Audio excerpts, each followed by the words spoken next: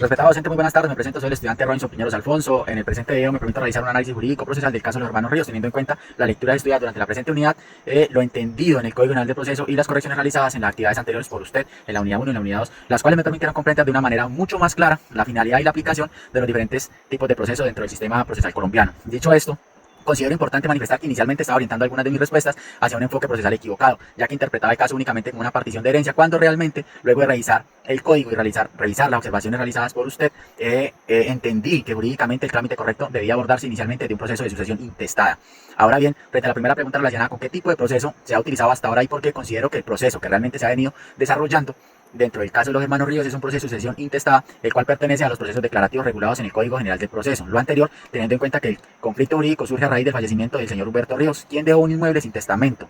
generándose así la necesidad de determinar quiénes tienen derecho a intervenir dentro de la sucesión y cómo deben de realizarse posteriormente los inventarios y los avalúos y la eventual adjudicación de los bienes. En este orden de ideas, comprendí antes de pensar en vender o dividir el inmueble jurídicamente, primero debe adelantarse el trámite sucesoral correspondiente, regulado especialmente en el artículo 487 y siguientes del Código General del Proceso. Asimismo, considero importante manifestar que este proceso tiene naturaleza declarativa, porque el juez debe verificar y reconocer situaciones jurídicas relacionadas con los derechos hereditarios de las partes, garantizando así el debido proceso y el derecho a la defensa. Igualmente, una de las principales correcciones que logré comprender fue la importancia de aplicar correctamente las normas especiales del Código General del Proceso. Por ejemplo, en materia de competencia territorial, entendí que debía aplicarse la regla especial contenida en el artículo 28, numeral 12.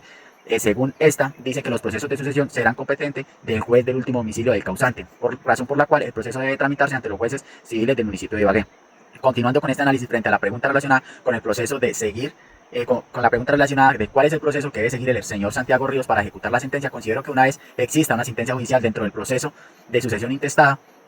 y esta no sea cumplida voluntariamente por los que deben de cumplirla, el proceso que debería seguir el señor Santiago Ríos sería un proceso ejecutivo. Lo anterior se encuentra plasmado en el artículo 422 del Código General del Proceso, que establece que pueden demandarse ejecutivamente las obligaciones claras, expresas y exigibles contenidas en providencias judiciales. En este sentido, si dentro del proceso sucesoral se ordena la adjudicación, entrega o venta del inmueble, alguna de las partes incumple, el señor Santiago Ríos podría acudir a un proceso ejecutivo para solicitar el cumplimiento efectivo de lo ordenado judicialmente. Asimismo, comprendí que este proceso ya no busca discutir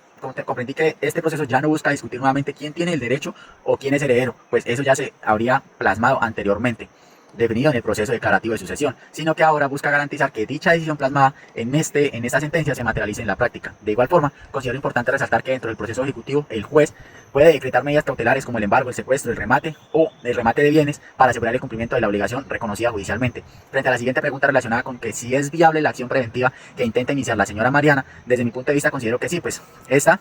aunque dependería completamente de la finalidad concreta que pretende proteger y cuáles son los elementos que logre aportar dentro del proceso. Lo anterior teniendo en cuenta de que María manifiesta que el inmueble constituye la única vivienda de su núcleo familiar y que reside allí junto a su esposo e hijos desde el fallecimiento del señor Humberto Ríos. En ese sentido, considero que ella podría solicitar medidas preventivas para evitar una afectación inmediata al derecho de vivienda de su familia, mientras se resuelve de fondo el proceso de la sucesión. Asimismo, comprendí que los procesos preventivos buscan anticiparse a un posible daño y proteger provisionalmente determinados derechos mientras se adopta una decisión definitiva. Sin embargo,